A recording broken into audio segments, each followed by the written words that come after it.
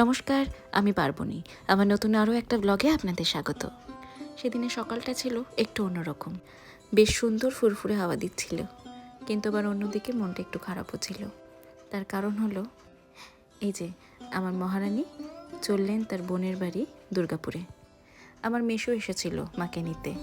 উনি তো বেশ আমাকে আর আমার বাবাকে বাড়িতে একলা রেখে ড্যাং ড্যাং করে বোনের বাড়িতে চললেন। কিন্তু আমার তো মনে হয় আমাদেরকে ছেড়ে মাসির বাড়িতে খুব একটা মন টিকবে না। দুদিন বাদেই ফেরত চলে আসবে, মিলিয়ে নেবেন আমার কথা। তবে হ্যাঁ, যাওয়ার সময় কিন্তু আমার মা একটু কাজ ছিল। আসলে প্রায় 10 বছর পর মা মাসির বাড়িতে যাচ্ছে, সেই জন্য একটু এক্সাইটমেন্ট তো ছিলই মনের মধ্যে। তবে অনেকটা মন খারাপও ছিল, আমাদেরকে একা রেখে যাচ্ছে তো। মা কখনো আমাদেরকে রেখে একলা কোথাও যায়নি, বরং আমি আর বাবা তো থাকিই না বাড়িতে। বাবা থাকে দোকানে, আর আমি কাজ থাকলে থাকি কলকাতায়। এই পুরো বাড়ি জুড়েই মায়ের সাম্রাজ্য, আনাচে কানাচে সর্বত্র মায়ের ছোঁয়া। আর এইদিকে এসে দেখি এই মহারানী তো চিৎপটাং হয়ে শুয়ে আছে নিচে। ওনার নাকি পেটে একটু ব্যথা করছে। গ্যাসের ওষুধ খেয়েছে সকালে, তাও নাকি কমেনি। কতবার বললাম সোফায় উঠে শো, কিছুতেই কথা শুনলো না। তার নাকি ঠান্ডা মেঝে শুয়ে আরাম লাগছে। টিফিনটাও পর্যন্ত করেনি, তাই ভাবলাম একটু গ্লুকন্ডি করে দিই, যদি একটু শরীরটা ঠিক লাগে। বললাম চুপটি করে বাচ্চাদের মতন ঢকঢক করে খেয়ে নাও দেখি। আর বলবেন না লজ্জার কথা। কাকিমার গ্লুকন্ডি খাওয়া দেখে আমারও একটু লোভ লাগছিল, তাই সাথে সাথে আমিও একটু বানিয়ে খেয়ে নিলাম। আর এই যে পিছনে মহারানীকে খুব মিস করছিলাম। আর বাড়িতে থাকলে তো সারাক্ষণ আমাদের দুটিতে ঝগড়া হয়। তবে হ্যাঁ, মা সামনে না থাকলে বুঝি মাকে আমি কতটা ভালোবাসি। তাড়াতাড়ি ফিরে এসো তো, বেশি দিন বাইরে থাকা ভালো না।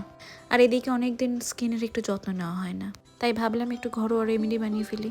টক দই, বেসন, কফি, গোলাপ জল, অ্যালোভেরা আর হলুদের একটা প্যাক বানিয়ে নিলাম। এই প্যাকটা 2 দিনের জন্য বানিয়ে রাখলাম, আর এটা খুবই হেল্পফুল আমার জন্য। আমি তো প্রায় এই প্যাকটা বানিয়ে লাগাই। প্যাকটা মেখে একটু গান শুনছিলাম, আর সাথে এক আকাশ ভাবনা ভাবছিলাম। আমার জানলা দিয়ে একটুখানি আকাশ দেখা যায়, একটু বর্ষা, একটু গ্রীষ্ম, একটুখানি শীত। সেই একটুখানি চৌকো ছবি আঁকড়ে ধরে রাখি আমার জানলা দিয়ে আমার পৃথিবী। তারপর স্নান করে পুজোটাও সেরে নিলাম। ইনি হলেন আমার গনু বাবা। সেদিনের মেনুতে ছিল পাবদা মাছের ঝোল, সজনের ডাঁটা, কুমড়ো দিয়ে আর চিংড়ি মাছ দিয়ে, আর ছিল উচ্ছে ভাজা। গরম পড়তে না পড়তেই উচ্ছে ভাজা আর টক ডাল কিন্তু আমাদের বাড়িতে শুরু হয়ে গেছে। এইদিকে আমার আব্বাজান তখন খেতে ব্যস্ত, আমিও বসে পড়লাম বাবার সাথে খেতে। আর খেতে বসে বাবার সাথে একটু বক বক বক বক করছিলাম, আর মাকেও অনেকটা মিস করছিলাম। আসলে কি বলুন তো, মা না আমাদেরকে ছেড়ে কখনো কোথাও যায় না। কোথাও যাওয়ার হলে আমাদের সাথেই যায়, না হলে তো বাড়িতেই থাকে।